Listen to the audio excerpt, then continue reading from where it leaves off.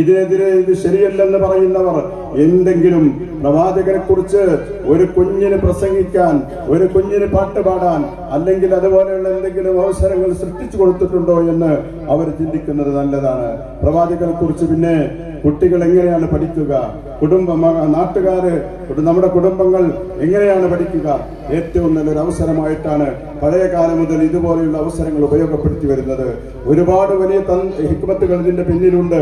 അതുകൊണ്ട് ഞാൻ പറഞ്ഞു വരുന്നത്, നബിദിനാഘോഷം എന്ന് പറയുന്നത് നബി സല്ലല്ലാഹു അലൈഹി വസല്ലം തങ്ങളോടുള്ള മഹബത്ത് പ്രകടിപ്പിക്കാനുള്ള ഏറ്റവും നല്ല മാർഗമാണ്.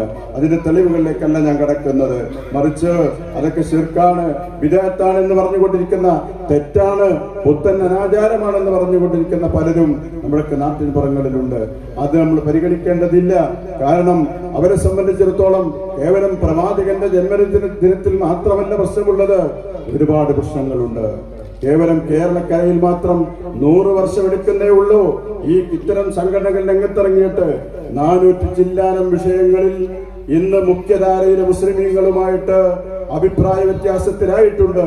ഈ 2025 പറഞ്ഞപ്പോഴേക്ക് 400 ചില്ലാനം വിഷയങ്ങളിൽ മഹാന്മാരായിരിക്കുന്ന സ്വഹാബത്ത് പ്രചരണം നടത്തിയ, ദീനിനെ കുറിച്ച് പ്രചരണം നടത്തിയ ഈ കേരളക്കരയിലുള്ള മുസ്ലിമീങ്ങളുമായിട്ട്, മുഖ്യധാരാ മുസ്ലിമീങ്ങളുമായിട്ട് 400 ചില്ലാനം വിഷയങ്ങളിൽ അഭിപ്രായ വ്യത്യാസത്തിലായിട്ടുണ്ടെങ്കിൽ ഖിയാമത്ത് നാൾ വരുമ്പോഴേക്ക് എന്റെ പ്രിയപ്പെട്ടവരെ ഇത് മുഴുവൻ തകർക്കാൻ വേണ്ടിയിട്ട്, ഈ വിശ്വാസധാരകൾ മുഴുവൻ തകർക്കാൻ വേണ്ടിയിട്ട് ശ്രമിച്ചുകൊണ്ടേയിരിക്കും.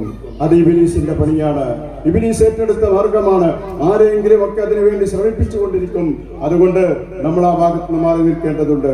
എന്തൊക്കെയാണ് പ്രവാചകൻ പറഞ്ഞുകൊണ്ടിരിക്കുന്നത്? നബിദിനം അനിസ്ലാമികമാണെന്ന് മാത്രമാണോ? പ്രവാചകന്റെ മാതാപിതാക്കളെ കുറിച്ച് അവരോടൊന്ന് പറഞ്ഞു നോക്കൂ.